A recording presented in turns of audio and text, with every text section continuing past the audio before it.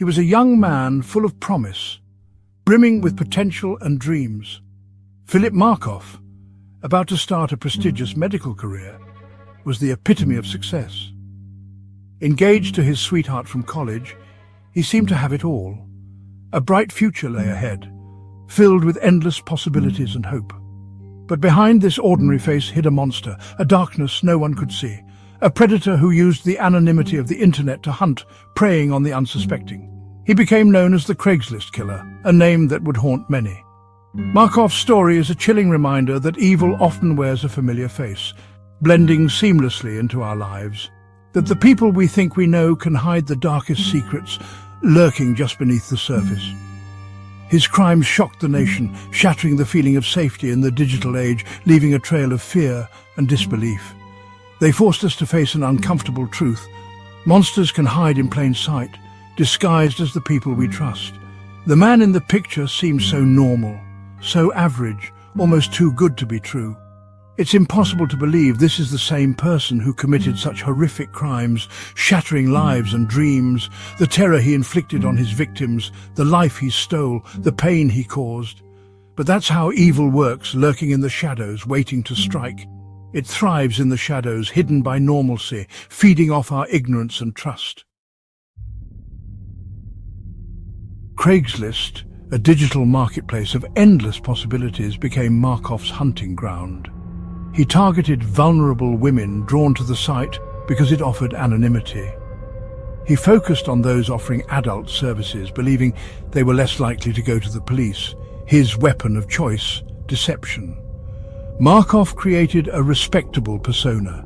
He pretended to be a client, his messages carefully written to make his victims feel safe. He arranged meetings at expensive hotels, tricking them into a false sense of security. He used the promise of money to hide his true intentions far more sinister than a simple exchange. The women who replied to his messages had no reason to suspect danger. They saw a young professional man, someone who seemed like a typical client. They had no way of knowing that behind the screen hid a predator, a monster who saw them not as human beings, but as targets. Markoff's reign of terror began in April 2009. His first known victim, Tricia Leffler, barely escaped with her life. Tied up and robbed at gunpoint in a Boston hotel room, she provided the first clues to the nightmare unfolding. Her description of the attacker, a young, clean-cut man, matched the profile Markoff used online. Days later, Julissa Brisman, a 26-year-old masseuse, wasn't so lucky. Tricked into going to the same hotel for a massage appointment, she became Markoff's first known murder victim. Shot 3 times at close range, her life was brutally cut short. Her death sent shockwaves through law enforcement and the public alike. The investigation intensified. Detectives worked tirelessly, piecing together the puzzle. They searched through surveillance footage, looking for any sign of the killer. They analyzed digital footprints following the trail of online messages and IP addresses. The hunt was on. The digital clues led investigators to a seemingly unlikely suspect, Philip Markoff, a medical student with no criminal history, engaged to be married. The image clashed violently with the crimes he was accused of, yet the evidence was increasing. Surveillance footage showed Markoff entering and leaving the hotels where the attacks happened. His cell phone records placed him at the scene of the crimes, and when police searched his apartment, they found a chilling collection duct tape, zip ties and a handgun, the same type of gun used to kill Julissa Brisman. The man who presented himself as a pillar of society was revealed to be a wolf in sheep's clothing. His arrest shocked his community and beyond. Friends, family and classmates struggled to reconcile the charming young man they knew with the monster unmasked. The case of Philip Markoff exposed a chilling truth. Evil can hide beneath the most ordinary appearances. To the world, he was a bright, ambitious medical student, a loving fiancé, but behind this carefully crafted facade, a darker side festered. Markoff's double life was a carefully constructed deception, He kept his world separate, keeping his dark desires away from his public persona. He was a master manipulator, able to switch between his two selves with chilling ease. This duality made his crimes all the more terrifying. The contrast between these images is jarring. It's a stark visual representation of the two lives Markoff led, the promising young doctor and the cold-blooded killer. Two sides of the same coin, forever linked in a macabre dance of deception. The case of the Craigslist Killer frightened internet users everywhere.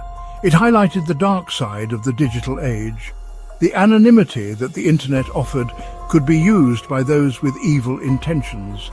It was a stark reminder that the virtual world could have very real and deadly consequences.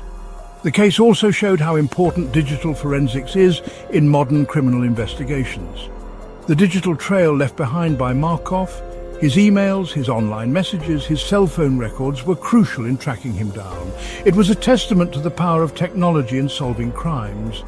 The internet had become a hunting ground, a place where predators could stalk their prey with ease.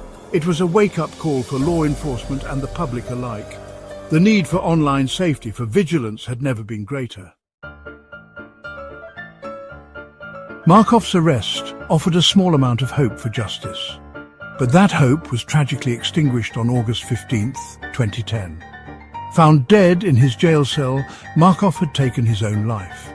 He left behind a suicide note, a final act of cowardice that robbed his victims and their families of their day in court. His death left an emptiness, a chilling silence filled with unanswered questions. What drove a seemingly normal young man to commit such horrific acts? Were there other victims, their stories silenced by fear or shame? The truth locked away in the mind of Philip Markoff died with him. The bars of his cell, once a symbol of confinement, now represented the cage of his own making. A cage from which there was no escape, not even in death. The questions lingered, a haunting reminder of the darkness that can reside within the human heart. The suicide of Philip Markoff marked the end of a nightmare that had gripped the nation. His actions had left an indelible mark on the lives of many, casting a long shadow over their days and nights, but it was an empty victory. The courtroom, once filled with the hope of justice, now stood silent and dim, a stark reminder of the unresolved pain. His death brought no closure, no real sense of justice. The gavel that once promised resolution now lay unused, as the families grappled with their unending sorrow. It merely silenced the monster, leaving a trail of devastation in its wake.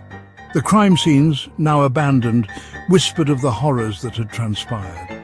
The families of his victims were left to deal with their grief and anger. Their lives, once filled with joy, were now overshadowed by the weight of their loss. Robbed of their chance to confront their loved one's killer, they were left to pick up the pieces of their shattered lives. The photographs, once cherished, now served as painful reminders of what was taken from them. The scars of Markoff's crimes ran deep, a haunting reminder of how fragile life is and the darkness that can lurk beneath the surface. Each scar told a story of pain and survival. The flame of the candle flickered, casting dancing shadows on the photo of Julissa Brisman. Her memory, like the flame, continued to burn brightly in the hearts of those who loved her. A life cut tragically short.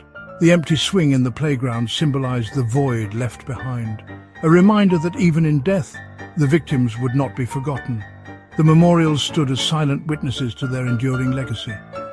Their stories would continue to be told, a testament to the enduring power of hope and resilience in the face of unimaginable loss. As the sun rose, it brought with it a glimmer of hope for a future where their memories would be cherished and their lives celebrated. The case of Philip Markoff, the Craigslist Killer, serves as a chilling reminder of the dark side of human nature. His story is not just a tale of crime, but a reflection of the hidden dangers lurking in our society. It forces us to confront the uncomfortable truth that evil can hide in the most unexpected places.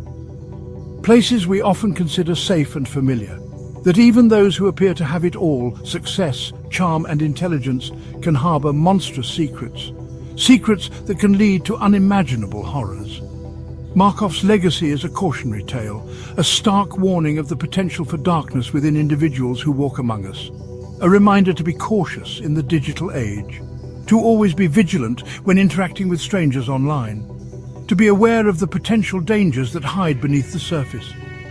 The internet, while a powerful tool, can also be a breeding ground for deceit. It's a reminder that online safety is paramount, that we must take steps to protect ourselves and our loved ones, and that even in the vast expanse of the internet, we are not anonymous. Our actions have consequences. The message is clear: vigilance is essential. The internet can be a powerful tool, but it's essential to use it responsibly, to understand the risks and navigate them wisely, to be aware of the risks, to educate ourselves and others about the importance of cybersecurity, to protect ourselves and others from those who would seek to exploit the anonymity it offers, to take proactive measures in safeguarding our digital lives. The legacy of the Craigslist Killer is a stark reminder that in the digital age, vigilance is our greatest weapon. It is a call to action for all of us to remain alert and protect ourselves in an increasingly connected world.